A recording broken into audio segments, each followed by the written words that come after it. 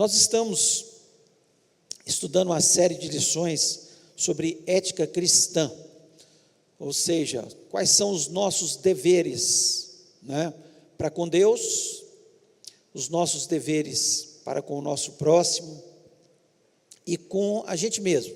Nós temos deveres e que a palavra de Deus nos ensina sobre isso.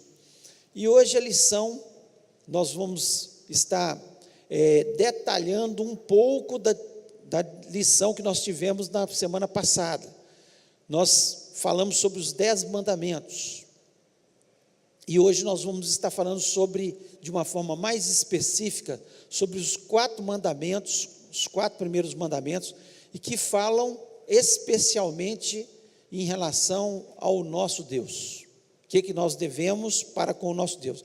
Quais são os nossos deveres para com Deus, que estão na palavra de Deus, de forma tão clara, e que muitas vezes esses mandamentos são distorcidos, e nós precisamos estar aprendendo aquilo que realmente a palavra de Deus nos fala. Então, o tema dessa lição é: com Deus não se brinca. Porque o que tem acontecido? Nós temos visto as pessoas brincando com Deus, brincando de ser cristãos. Dizem que são cristãos, mas não fazem exatamente aquilo que Deus ordena na sua palavra. Então, em todas as religiões que se dizem cristãs, nós vamos ver que existem às vezes coisas que nós precisamos pensar e estar fazendo na nossa vida para que a gente não esteja brincando com Deus, esteja levando Deus a sério, né? E nós vamos estar lendo alguns textos, mostrando para vocês, de uma forma mais específica, aquilo que Deus exige da gente. E eu queria que você estivesse abrindo a sua Bíblia em Deuteronômio, capítulo 19.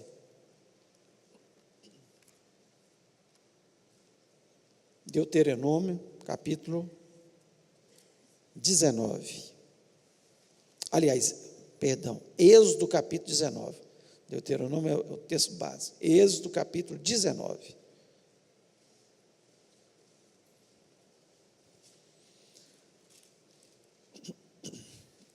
Eu vou pedir, de forma pausada, que a Lili, que está com o microfone ali, esteja lendo do versículo 1 ao versículo 12. Eu queria que você prestasse atenção nessa leitura. 19, de 1 a 12. No 3º mês da saída dos filhos de Israel da terra do Egito, no 1º dia desse mês, vieram ao deserto de Sinai. Tendo partido de Refidim, vieram ao deserto do Sinai, no qual se acamparam. Ali, pois, se acampou Israel em frente do monte. Subiu Moisés a Deus, e do monte o Senhor o chamou e lhe disse: assim falarás à casa de Jacó, e anunciarás aos filhos de Israel: tendes visto o que fiz aos egípcios, como vos levei sobre asas de águia, e vos cheguei a mim. Agora, pois, se diligentemente ouvirdes a minha voz, e guardardes a minha aliança, então sereis a minha propriedade peculiar dentre todos os povos, porque toda a terra é minha. Vós me sereis reino de sacerdotes e nação santa. São essas as palavras que falarás aos filhos de Israel. Veio Moisés, chamou os anciãos do povo e expôs diante deles todas essas palavras que o Senhor lhes havia ordenado. Então o povo respondeu a uma: tudo o que o Senhor falou faremos. E Moisés relatou ao Senhor as palavras do povo. Disse o Senhor a Moisés: eis que virei a ti numa nuvem escura, para que o povo ouça quando eu falar contigo, e para que também creiam sempre em ti, porque Moisés tinha anunciado as palavras do seu povo ao Senhor. Disse também o Senhor a Moisés: vai ao povo e purifica-o hoje e amanhã. Lavem eles as suas vestes e estejam prontos para o 3º dia, porque no 3º dia o Senhor, à vista de todo o povo, descerá sobre o monte Sinai. Marcarás em redor limites ao povo, dizendo: guardai-vos de subir ao monte, nem toqueis o seu limite. Todo aquele que tocar o monte será morto. Amém. Nós vemos algumas coisas aqui do diálogo de Deus, né, com Moisés, antes dele entregar os 10 mandamentos para todo o povo. No capítulo 20, e nós estudamos semana passada sobre isso, exatamente, Deus entrega os 10 mandamentos a Moisés, que a lei moral que nós devemos seguir, essa lei moral. Mas antes disso, Deus começa a falar com Moisés, e algumas coisas chamam a atenção nesse texto. Eu queria falar de 4 coisas, de forma especial, que Deus traz aqui para eles. Primeira coisa, no versículo 4, ele diz o seguinte: tende visto o que eu fiz aos egípcios. Então Deus começa falando com Moisés, antes de entregar a lei para ele, os 10 mandamentos, ele fala: Moisés, você viu o que eu fiz com os egípcios. Os egípcios, que eram um povo que não me adorava, um povo que tinha os seus deuses, e tinham e continuam tendo os seus deuses ali, e você viu o que eu fiz com eles. Eu enviei as 10 pragas, em outras palavras, ele estava dizendo isso, eu enviei as 10 pragas sobre o povo, eu fiz com que eles fossem mortos no mar vermelho, quando eles estavam atravessando. Ou seja, você viu o que eu faço com o povo que não me obedece. Antes de eu entregar a lei para você, então fique sabendo que você vai falar isso com o povo: olha, eu sou um Deus zeloso, eu sou um Deus zeloso, um Deus que realmente quer que as pessoas façam aquilo que é certo, e como nós fazemos de forma errada as coisas que Deus ordena, nós estamos sujeitos a ter os mesmos problemas que os egípcios tiveram. Então Deus queria que eles fizessem uma comparação. Primeiro, olha, eu tenho o povo egípcio, você viu o que eu fiz com eles. No versículo 5, Deus coloca o seguinte: agora, pois, se diligentemente ouvirdes a minha voz e guardardes a minha aliança, então sereis a minha propriedade peculiar dentre todos os povos, porque toda a terra é minha. Então Deus fala: olha, se vocês me obedecerem, vocês serão um povo especial, uma nação peculiar, uma nação diferente de todas as nações. Toda a terra é minha, só que eu quero que vocês sejam uma nação que espelhe aquilo que eu desejo para toda a terra. Toda a terra. Então Deus, ali naquele momento, está instituindo que ele teria uma nação especial, e Deus continua falando conosco, né, que o mundo que está aí, que jaz no maligno, nós podemos compará-lo ao Egito, né, aos egípcios que estavam lá, ali na terra deles. Então, o mundo, ele jaz no maligno, o mundo tem feito tudo errado, tudo, os deuses que eles adoram, o que eles fazem, é tudo contrário aos mandamentos de Deus. E nós devemos ser a propriedade peculiar de Deus, aqueles que o obedecem, aqueles que seguem os seus mandamentos. E Ele nos tem como pessoas especiais para Ele. Então, primeiro, nós temos que ver o que Deus fez aos egípcios, e Ele vai fazer todo mundo, um dia vai fazer isso com todo mundo. Essa terra será destruída, né? Deus vai destruir todos os ímpios. Um dia nós veremos a diferença entre o justo, o que serve a Deus e o que não serve a Deus. Isso será claro, a palavra de Deus nos diz isso de forma muito clara. E nós somos essa propriedade peculiar de Deus. No versículo 10 e 11, aí Deus começa a falar da questão da pureza, Então, no versículo 10, ele diz assim: disse também o Senhor a Moisés: vai ao povo e purifica hoje e amanhã, lavem eles as suas vestes, E estejam prontos para o terceiro dia, porque no terceiro dia o Senhor, à vista de todo o povo, descerá sobre o monte Sinai. Então, o que Deus estava dizendo é o seguinte: para que o povo possa ter um contato comigo, ele tem que se purificar. Ele tem que purificar.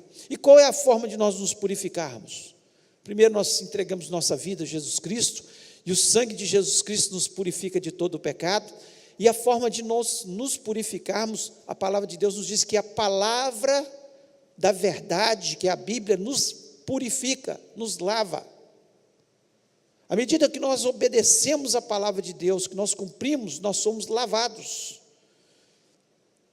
Então é preciso que tenhamos o entendimento. Para levar Deus a sério, tem que levar uma vida santa diante dele. Nós temos que procurar nos purificarmos de todos os nossos pecados, nos afastarmos dos nossos pecados.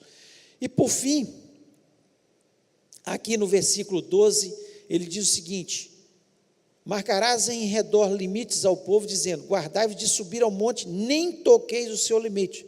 Todo aquele que tocar o monte será morto. Por quê? Porque Deus é santo.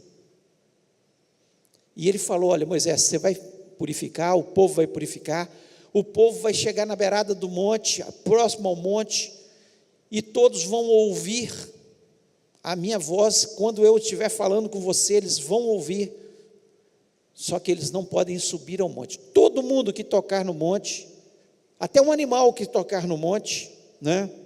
Aqui, se você continuar lendo o texto, até um animal que tocar no monte será morto. Por quê? Porque Deus é santo. Ele queria que o povo, que todo o povo entendesse que ele era santo. Com ele não se brinca. Às vezes a gente acha que nós vamos pecar, e Deus não está vendo nada. Olha, eu já estou pecando há tanto tempo e nada acontece. Mas com Deus não se brinca. Se ainda não aconteceu, é porque Ele está te dando oportunidade de você se purificar. Porque uma hora, Ele pede que a gente seja purificado, mas uma hora, nós vamos tocar no monte e nós vamos ser mortos. Porque nós não estamos purificados, santos pela palavra de Deus, separados, porque santo significa separado. Não é uma pessoa que não peca nunca mais, que é perfeito, não é isso. Nós somos separados para Deus. Nós, quando erramos, reconhecemos o nosso erro, pedimos perdão pelos nossos pecados e continuamos a nossa vida cristã. É isso que é ser santo, é ser separado. Não, eu sou separado de Deus, eu sou uma propriedade peculiar de Deus. Não que eu não erre, não que eu não tenha falhas, mas eu procuro viver uma vida santa diante dele. Quando eu reconheço, eu sou purificado. Então, nós não podemos brincar com Deus. Fala, Lídia.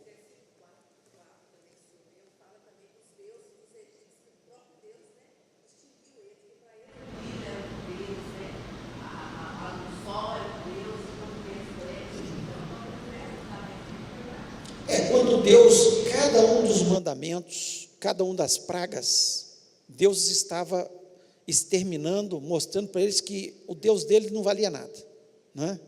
Quando o Nilo se torna em sangue, está vendo? Ah, o Deus de vocês, está dando para beber sangue.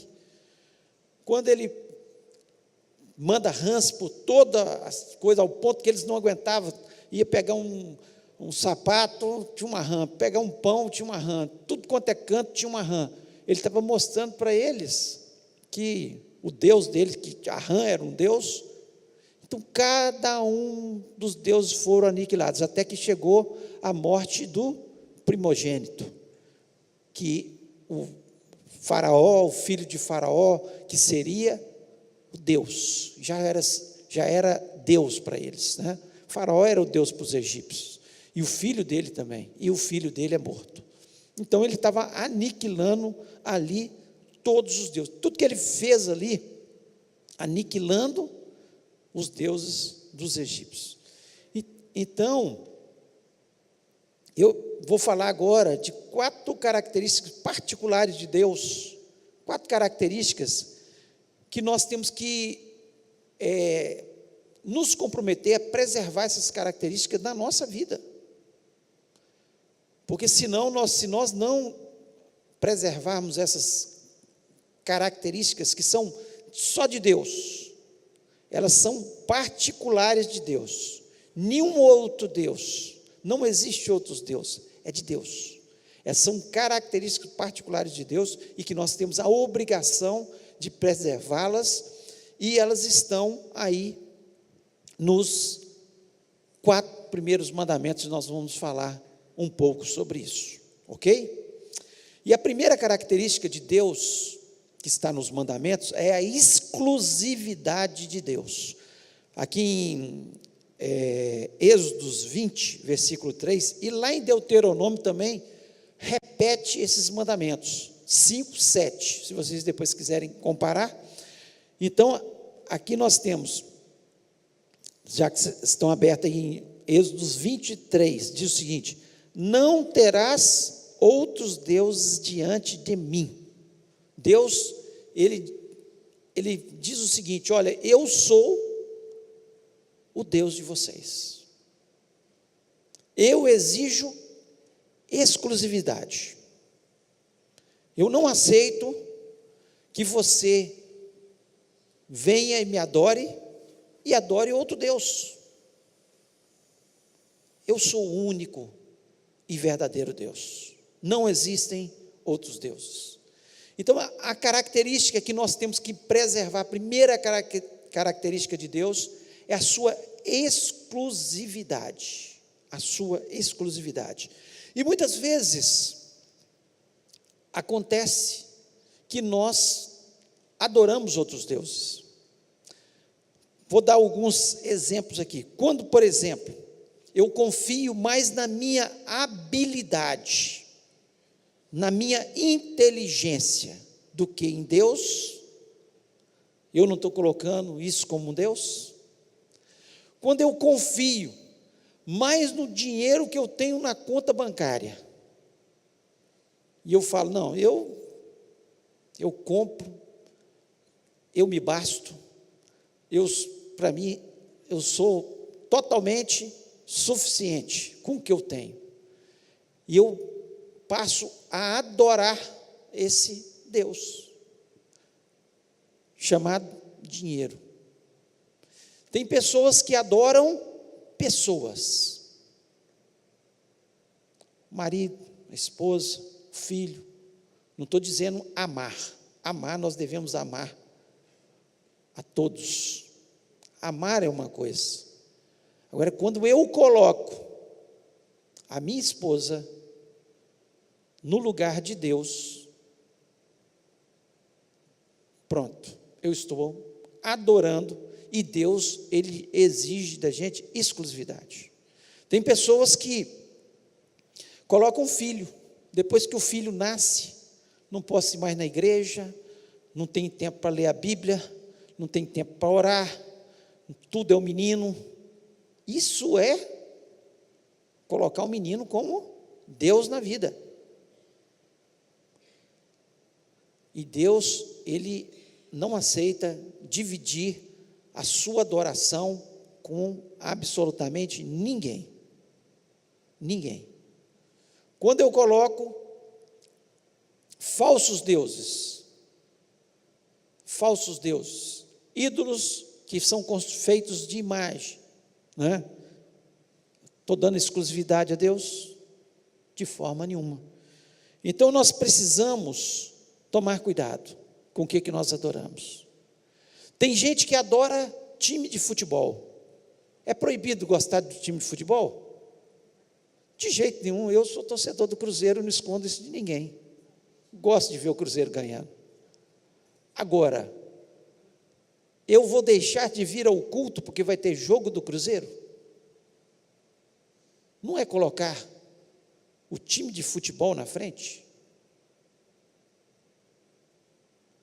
Tem pessoas que têm todos os dias, né, para fazer as coisas, e escolhem fazer exatamente no dia que ela tem para adorar a Deus, que nós temos os nossos cultos, no domingo especialmente, que é o dia que nós separamos, né? Nós vamos falar um pouco mais sobre isso na frente. Mas Deus, Ele exige da gente exclusividade. Ele é o único e verdadeiro Deus. Nada, ninguém, coisa alguma pode tomar o lugar de Deus. Tem pessoas que a casa é o seu Deus. É o seu Deus. Ah, não, eu não posso, porque domingo eu não tive tempo para adorar a Deus, porque eu tive que cuidar da minha casa, o dia inteiro, fazer faxina e etc. Misericórdia. Você pode até fazer alguma coisa no domingo, mas domingo é um dia que Deus estabeleceu para que nós o adorássemos.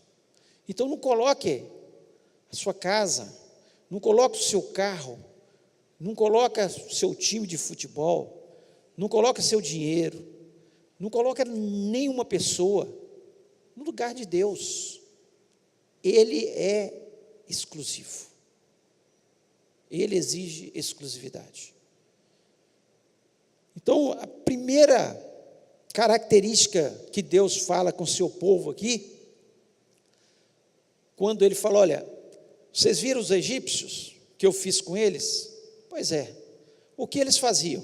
Adoravam inúmeros deuses, pessoas, coisas, objetos, templos e tantas coisas mais. Suas riquezas, adoravam tantas coisas. Só que o seguinte, não terás de forma nenhuma outros deuses diante de mim. Eu sou exclusivo.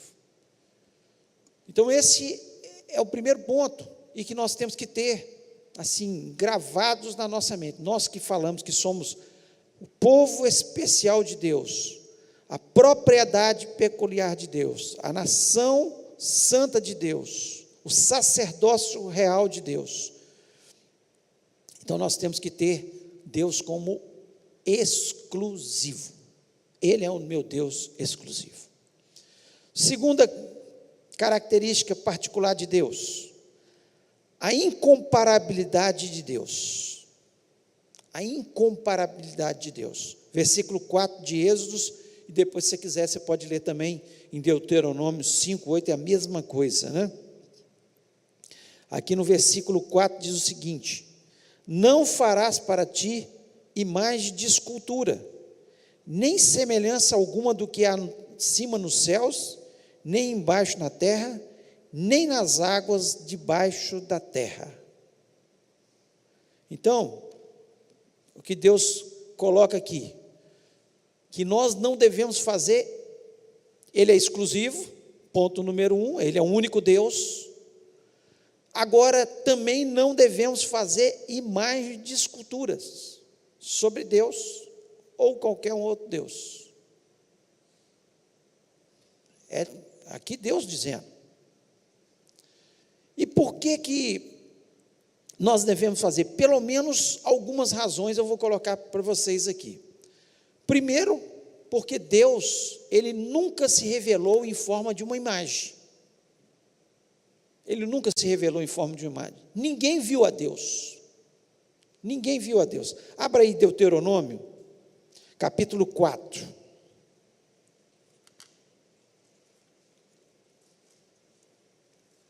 Deuteronômio, capítulo 4, por favor.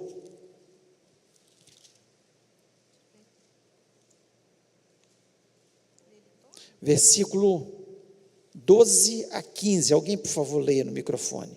Então o Senhor vos falou do meio do fogo, a vós as palavras ouviste, porém, além da voz, não viste semelhança nenhuma. Então vos anunciou ele ao seu concerto, que vos prescreveu os 10 mandamentos e escreveu em 2 tábuas de pedra. Também o Senhor me ordenou, ao mesmo tempo, que vos ensinasse estatutos e juízos para que os fizesse na terra, a qual passais a possuir. 15 também. Guardai-vos, pois, com diligência a vossa alma, pois semelhança nenhuma vistes no dia em que o Senhor vosso Deus, em Horebe, falou convosco no meio do fogo. Tem uma versão que diz: aparência nenhuma viste no dia em que o Senhor vosso Deus vos falou em Horebe. Aparência nenhuma. Deus, ele se manifestou, falou com Moisés, estabeleceu os 10 mandamentos. Moisés não viu aparência nenhuma, e nem o povo que estava lá do lado de fora viu aparência nenhuma. Então aqui, Deus mostrando que ele não ia se manifestar de forma corpórea, de nenhuma forma, para que as pessoas não estivessem estabelecendo alguma figura para que Deus fosse estabelecido. Abra alguém, por favor, em João 1,18, João 1,18, e outro abra em 1 Timóteo 6,16, e leia, por favor.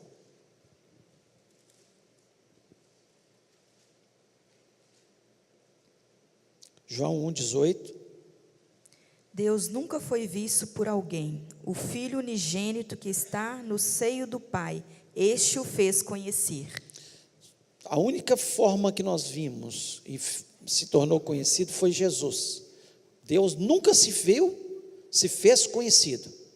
Então, não imagens sobre Deus, ele não aceita imagens de esculturas de forma nenhuma. 1 Timóteo 6,16.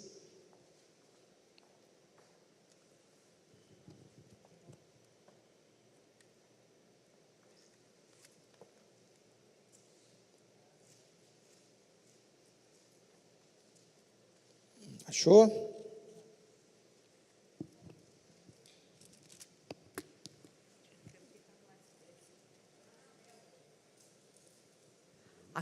Aquele que possui, ele só, a imortalidade e habita em luz inacessível, a quem nenhum dos homens tem visto, nem pode ver, ao qual seja a honra e poder sempre eterno. Amém. Qual nenhum homem viu, nem pode ver. Nem pode ver. Então, aqui é claro que Deus ele não se expressou de forma alguma para que ninguém estivesse fazendo nenhuma imagem sobre Deus. Agora abra aí em Deuteronômio 12, versículo 5. Deuteronômio 12, versículo 5. Mas buscarei o lugar que o Senhor vosso Deus escolher de todas as vossas tribos, para ali pôr o seu nome e a sua habitação, e para lá ireis. O seu nome, não fala em imagem nenhuma. Então Deus, ele requer especial atenção ao seu nome. Por isso, quando Moisés foi até Faraó, ele falou o seguinte: eu vou chegar lá e vou falar o quê? Você fala, o eu sou te mandou.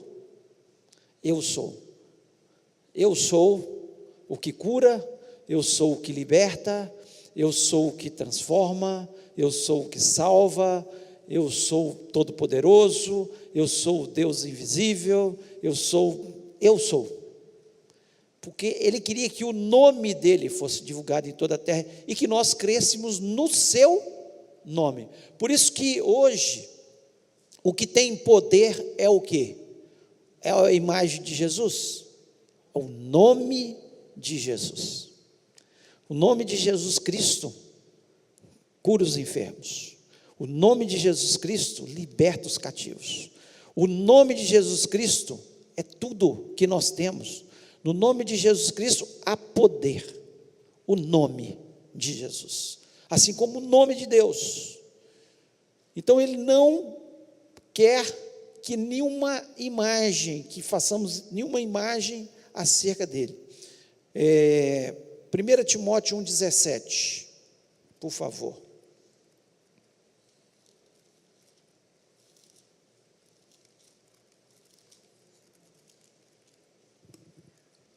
Ora, o Rei dos séculos, imortal, invisível, ao único Deus seja honra e glória para todos sempre. Amém. Ao Deus eterno, imortal, invisível.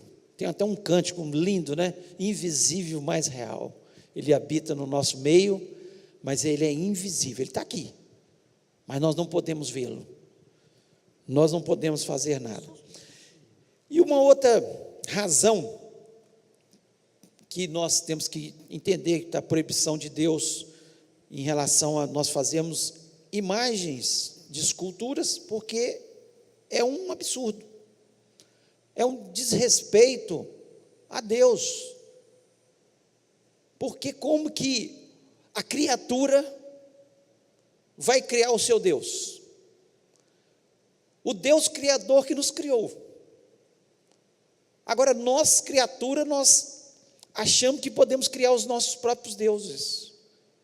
Eu faço uma imagem, ou de barro, ou de pedra, ou de bronze, ou de ouro, e digo, esse é meu Deus.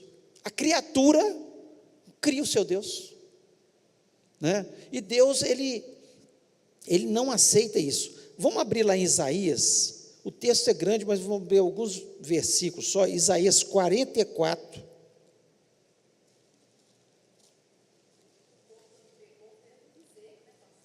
Exatamente, fez um bezerro. Tá? Quando Moisés se afastou, ele fez um. O 44, se você ler depois com calma, nós não vamos ler tudo, porque senão nós vamos ficar aqui muito tempo. 44, do versículo 6 a 20, você vai ver isso, mas aqui, versículo 9, eu vou estar lendo aqui, ó.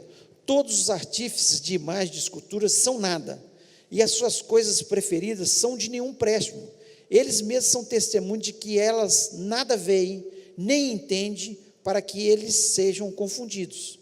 Quem formaria um Deus ou fundiria uma imagem de escultura que é de nenhum préstimo? Eis que todos os seus seguidores ficariam confundidos, pois os mesmos artífices não passam de homens, ajuntam-se todos e se apresentem, espantam-se e sejam uma envergonhados. O ferreiro faz um machado, trabalha nas brasas, faz um ídolo a martelo e forja com a força do seu braço. Ele tem fome e a sua força falta, não bebe água e desfalece. Então, se você ler tudo isso aqui, ó, versículo 15, tais árvores servem aos homens para queimar, com parte da sua madeira se aquenta e coze o pão, e também faz um Deus e se prostra diante dele, esculpe uma imagem e se ajoelha diante dela. Ou seja, o que Isaías está dizendo aqui, que Deus está falando? Gente, você pega um pedaço de madeira, um pedaço você corta, né, se esquenta, o outro você cozinha, e com o outro você faz, com a mesma madeira você faz seu Deus. Tem lógica a criatura criar o seu Deus?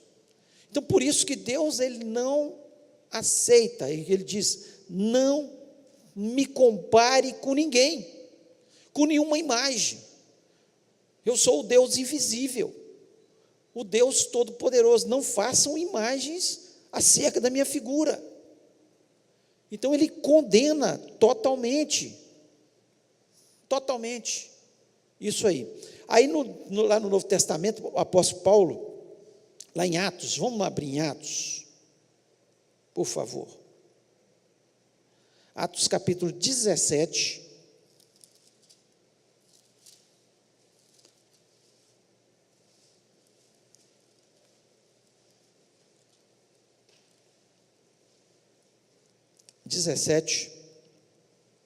Alguém leia o versículo 24 primeiro. O Deus que fez o mundo e tudo o que nele há, sendo Senhor do céu e da terra, não habita em templos feitos por mãos de homens. Deus não habita em templos feitos por mãos de homens. Não adianta a gente fazer. Deus estava fazendo, o apóstolo Paulo estava fazendo um discurso no templo dos gregos, né, lá em Atenas, e ele viu vários deuses e viu uma plaquinha ao Deus desconhecido, e ele começa a mostrar para eles ali que Deus não habita em templos feitos por mãos humanas, onde ali eu construo meu Deus e coloco ali e começo a adorar aquele Deus. Deus é invisível, poderoso e maior. E no versículo 29 desse mesmo capítulo, Atos 17, 29. E já que somos filhos dele, não devemos pensar que Deus é parecido com um ídolo de ouro, de prata ou de pedra, feito pela arte e habilidade das pessoas. Olha como é clara a palavra de Deus. Como é que nós vamos criar deuses, criar feitos, né? Por ouro, prata, pedra, trabalhados pela arte e imaginação do homem. O homem imagina, Deus é assim. Fulano é, né, vou adorar esse Deus. E começa a construir, imagina o seu rosto, imagina as suas roupas e faz. Agora nós vamos adorar esse Deus. Deus, ele diz: não farás imagem de escultura, porque eu sou incomparável. Não dá para me comparar com nada, nenhuma imagem, nenhuma pessoa. Então nós adoramos a Deus aqui, sabendo que Ele está no seu santo trono e Ele está em todos os lugares, e que todo lugar que eu chegar eu posso adorar o meu Deus, porque Ele é o Deus invisível, mas presente e real na minha vida. É isso que é o desejo dele. Se eu chego ali na beirada do rio, ali na natureza, vejo as árvores, vejo o rio, vejo as coisas, falo assim: louvado seja o teu nome, o Senhor que criou todas essas coisas e me criou. E o Senhor é criador de todas as coisas. Aí eu pego uma das árvores que eu admirei, corto e faço meu Deus. Faço um Deus para mim. É isso que a palavra de Deus condena, e nós não podemos de forma nenhuma tolerar. E aí tem pessoas dentro de igrejas evangélicas, ditas evangélicas, criando seus deuses.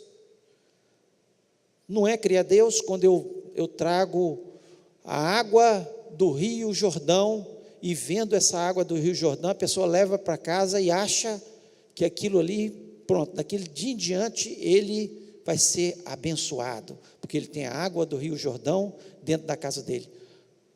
Gente, isso é adoração de falso Deus. É como se criasse uma imagem de escultura. Eu compro a águia, prego sobre a águia, que a águia isso, e daqui a pouco eu vou. Se você comprar essa águia e colocar no seu escritório, você vai ver o que vai acontecer. Uma imagem de escultura que você criou ali. Você não está criando um Deus invisível, poderoso, que habita.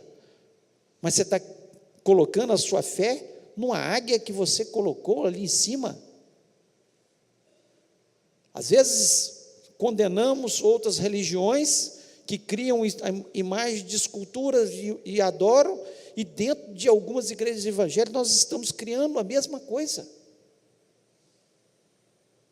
As mesmas coisas.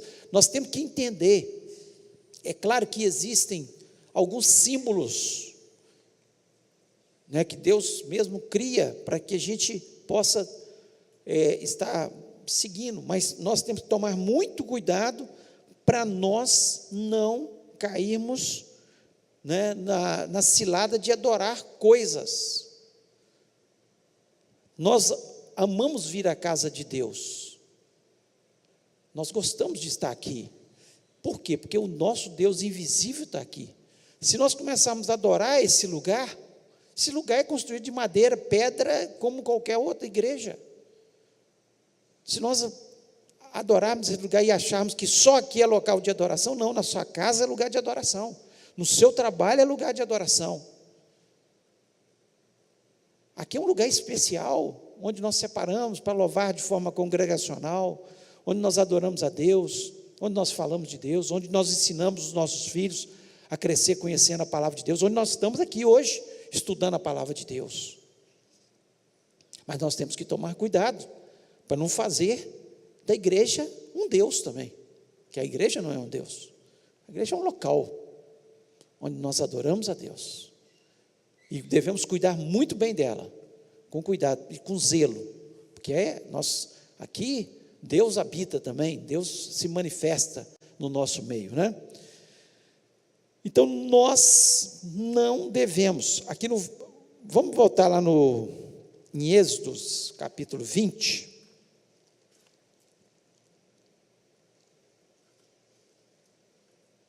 Êxodo 20, versículo 5. Não as adorarás, nem lhes dará culto, porque eu, Senhor, teu Deus, Deus zeloso, que visita a iniquidade dos pais nos filhos, até a 3ª e 4ª geração daqueles que me aborrecem. Então nós vemos aqui de forma clara, não adorarás, nem lhe darás cultos, né? Não farás imagens, nem vai adorar essas imagens de forma nenhuma, porque aqui ele diz, eu sou Deus zeloso, zeloso, Deus que não aceita dividir a minha glória com ninguém. Quantos aqui são casados? Levante a mão. Quantos aqui gostariam de dividir a sua esposa ou o seu esposo com outra pessoa? Ninguém, né? Ninguém. Deus, Ele é zeloso. Nós não queremos dividir, eu não quero dividir minha esposa com ninguém, porque eu sou zeloso, ela é minha esposa. É a minha esposa. Nós somos a noiva de Cristo. Nós somos a propriedade peculiar de Deus. E Deus não quer nos dividir com ninguém, com nenhum outro Deus. Ele não aceita, de forma nenhuma. E nós precisamos entender isso perfeitamente. Terceira característica,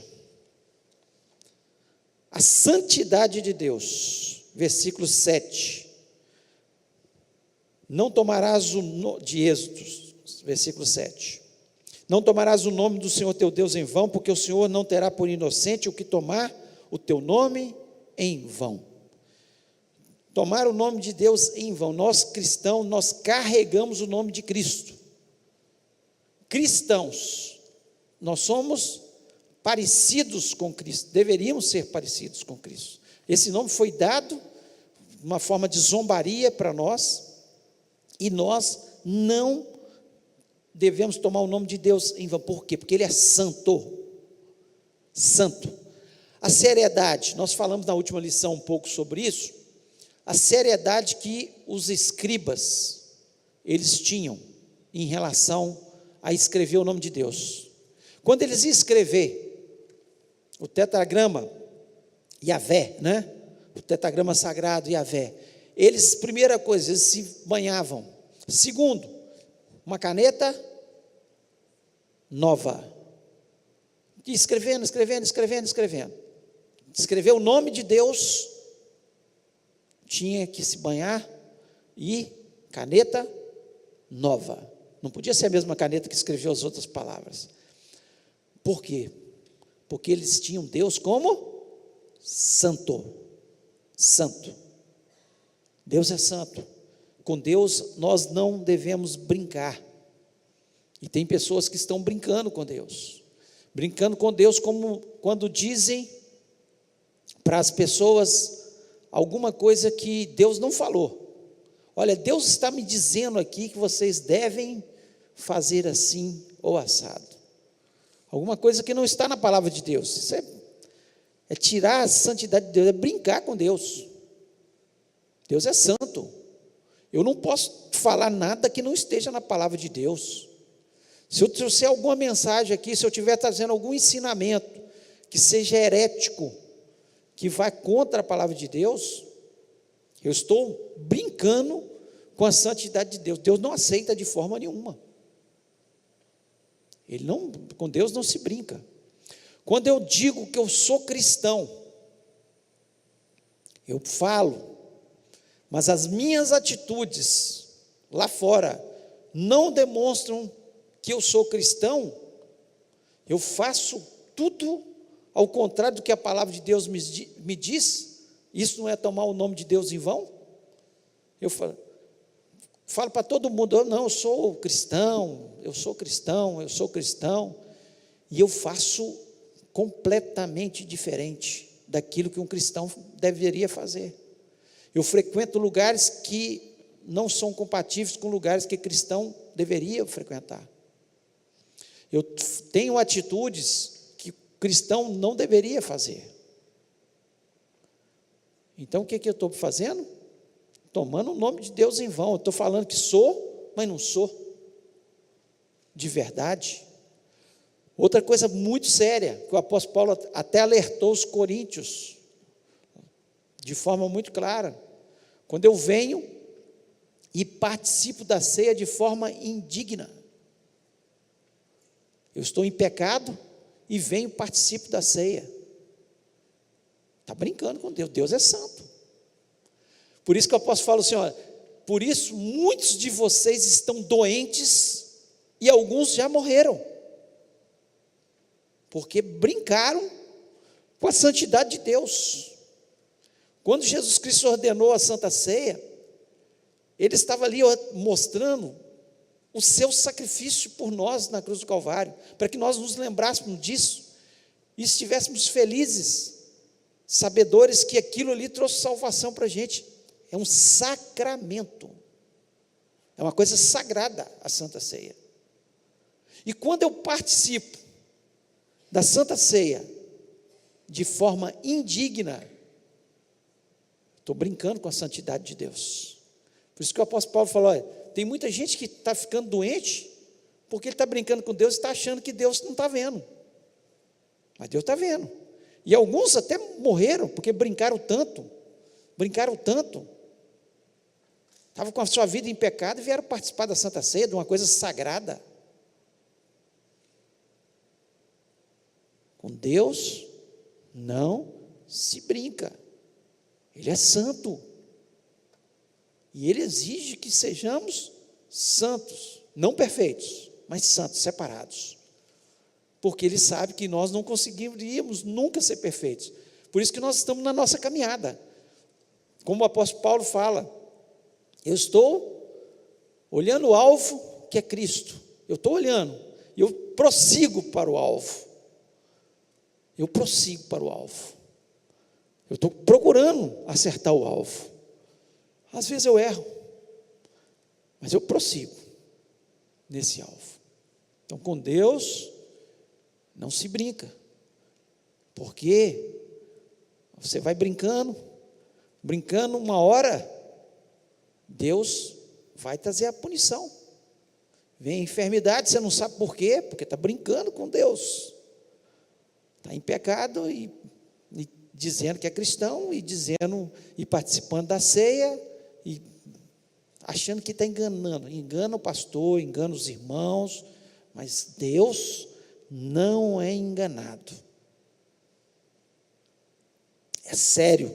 As coisas de Deus são sérias. Até quando eu faço uma oração de boca para fora, não estou nem pensando em Deus, estou fazendo aquela oração que parece mais uma reza, né? De tão decorada que ela está, não estou nem pensando em Deus, é tomar o nome de Deus em vão. Quando nós chegamos na presença de Deus, nós devemos lembrar quem Ele é santo, e Ele merece toda a nossa reverência,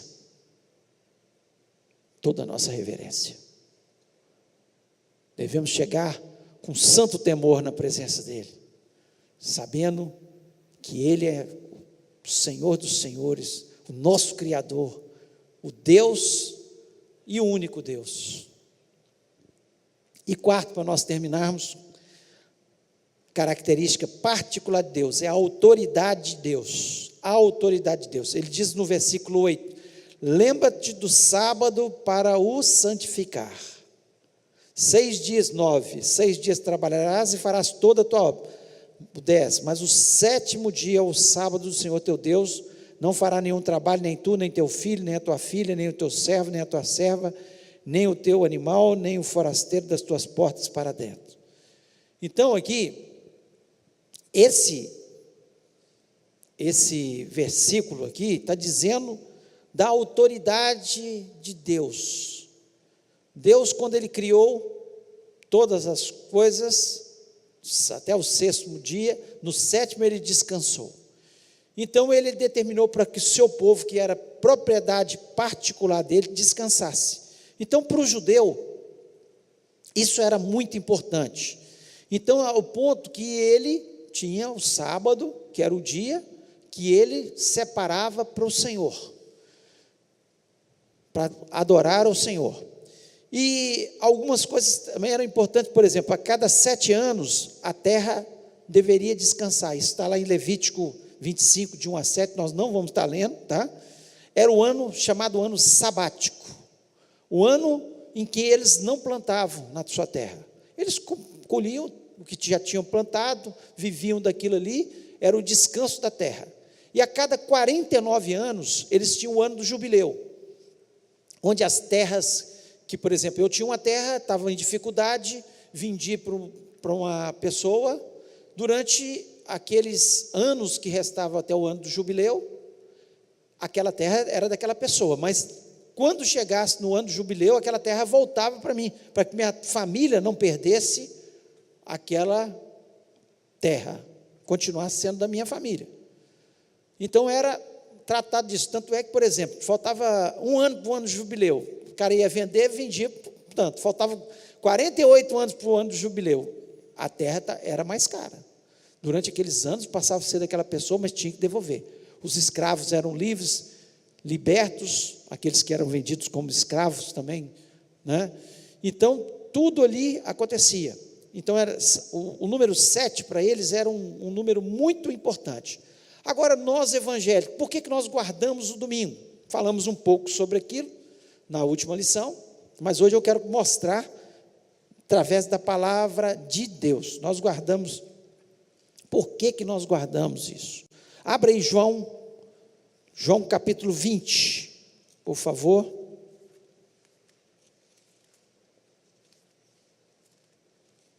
João 20,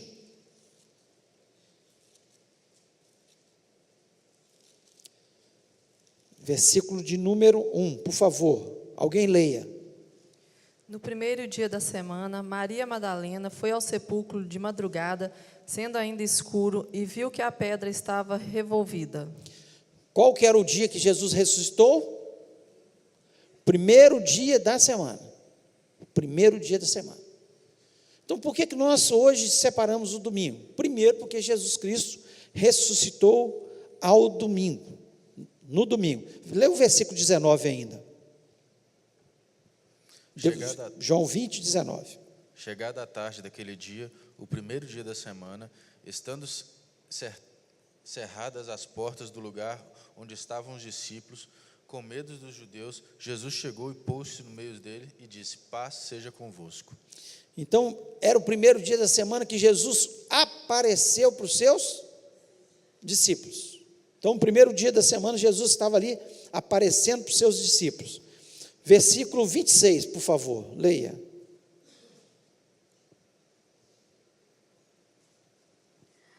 Oito dias depois, estavam os discípulos outra vez ali reunidos e Tomé com eles. Chegou Jesus, estando as portas fechadas, pôs-se no meio deles e disse: paz seja convosco. Então, o que aconteceu? 8 dias, era que dia? 8 dias depois. Domingo de novo, Jesus aparece no domingo para os seus discípulos. Então, ele ressuscitou, apareceu a primeira vez para os discípulos, no outro domingo ele aparece porque Tomé estava duvidando, só se eu tocar. Aí ele aparece novamente, 8 dias depois, com Tomé também presente, né? Abra Atos 2, versículo 1, está pertinho aí, ó. Atos 2, versículo 1. Chegando o dia de Pentecostes, estavam todos reunidos num só lugar. Dia de Pentecostes. Esse dia de Pentecostes era que dia? Primeiro dia da semana, no domingo. É quando acontecia. No dia de Pentecostes, Jesus Cristo aparece para todos. Agora o Espírito Santo desce sobre a igreja constituída por Jesus. Por isso nós adoramos e continuamos separando o domingo. Além disso, abra aí Atos, capítulo 20, versículo 7. Tem outros versículos, mas eu vou colocar esse aqui Atos 20, versículo 7.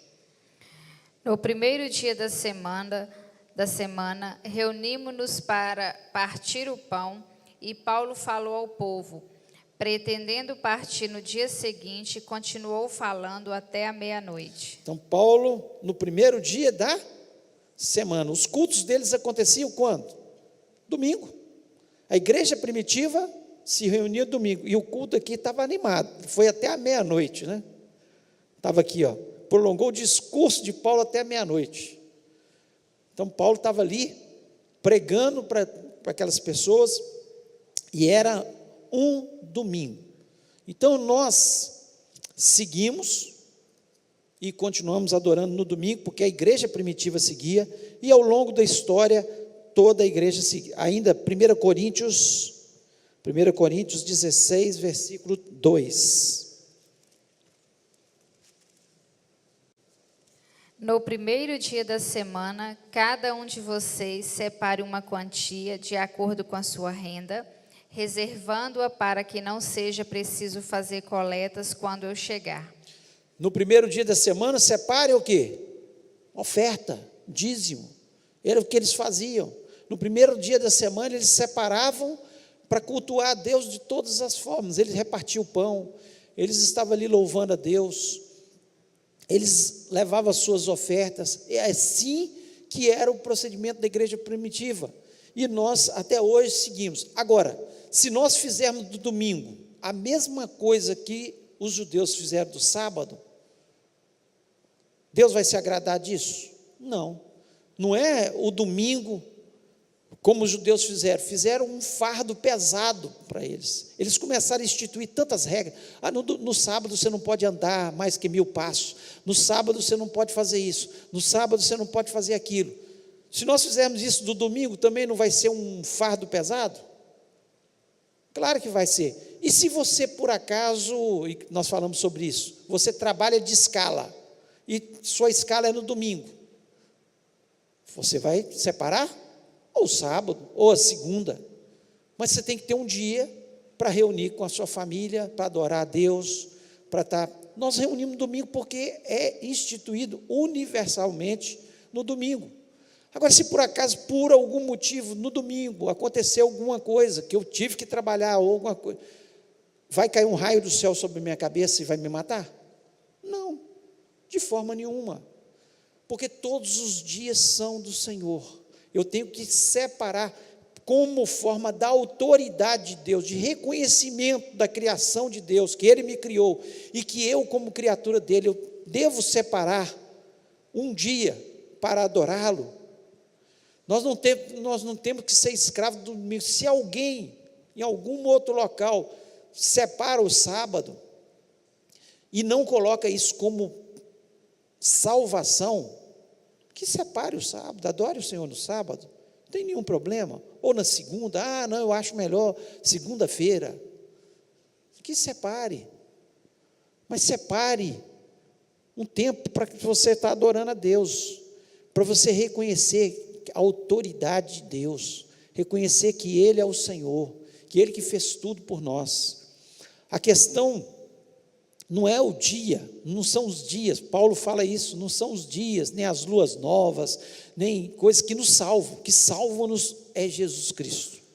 Quem nos salva é Jesus Cristo.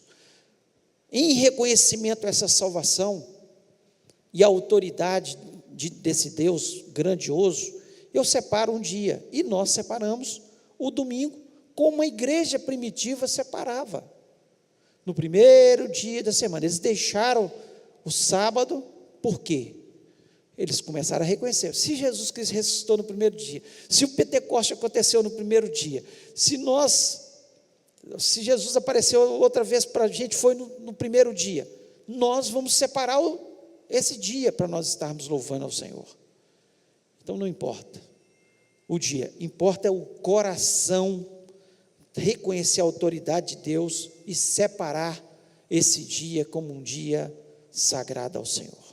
Então que Deus possa abençoar o seu coração, você possa pensar sobre isso. Se você não tem valorizado o seu domingo para adorar a Deus, valorize, venha à escola dominical, venha ao culto da noite, Pare à tarde para meditar na palavra de Deus, né? Atualize o seu projetando. Às vezes durante a semana foi tão corrido e às vezes não deu para atualizar. Nós temos lido aí a palavra de Deus, 3 versículos, nós estamos lendo Salmos agora, nós temos o cartãozinho de leitura, né? 3 versículos durante a semana e 5 no domingo. Aproveita, atualiza, lê a palavra, medita. Tem sido tão prazeroso, né? E é uma forma da gente disciplinar a gente. Não deixe e não abandone a casa do Senhor por qualquer coisa. Se for uma coisa justificável, não fique com, eu deixei de vir ao domingo. Adore o Senhor. Foi alguma coisa justa, alguma coisa que não deu, ou trabalho, ou aconteceu uma viagem inesperada. Louve ao Senhor, onde você estiver. Não fique achando que é só dentro do templo, mas nós nos separamos para mostrar que a autoridade do Senhor está sobre a nossa vida, no nome do Senhor. Deus possa abençoar o seu coração, você possa sair deste lugar, assim, com muito temor no coração, porque com Deus a gente não brinca, mas muito feliz, porque você é propriedade peculiar de Deus. Ele exige tudo isso, essas características são dele, porque Ele nos ama e Ele quer nos abençoar e quer fazer da gente pessoas diferentes neste mundo, que glorifique o seu nome e que nós vamos ser moradores do céu. Seja feliz por isso, por você ser uma propriedade, não fique assim, isso é um grande peso. Não, isso é uma grande bênção, levar Deus a sério. Quem leva Deus a sério, Deus leva você a sério também. Quem tem compromisso com Deus, Deus tem compromisso com Ele. Essa é a questão. Tenha compromisso com Deus e Ele vai ter com você, em nome de Jesus. Feche os olhos, vamos orar. Pai querido, nós louvamos o Teu nome, te agradecemos, Senhor, por nós termos um Deus tão grande, tão poderoso, tão magnífico, um Deus que é tão zeloso pelo Seu nome, um Deus que não gosta de brincadeira com o Seu nome, um Deus que é único e exclusivo, um Deus que tem toda a autoridade sobre os céus e da terra, e todos os dias te pertence, Senhor, e nós queremos sempre separar um dia especial para o Senhor. Nós glorificamos o Teu nome e pedimos, abençoa-nos, ó Pai. Nós queremos ter verdadeiro compromisso com o Senhor, e que o Senhor esteja, Senhor, fazendo coisas maravilhosas sobre a nossa vida. Muito obrigado, ó Deus, por nós termos um Deus tão grande, tão poderoso, e nós somos tão pequenos, tão imperfeitos, e o Senhor se importa conosco, e nós nos sentimos abençoados e felizes. Obrigado, ó Deus, por tudo, em nome de Jesus Cristo, amém, amém. Deus abençoe sua vida.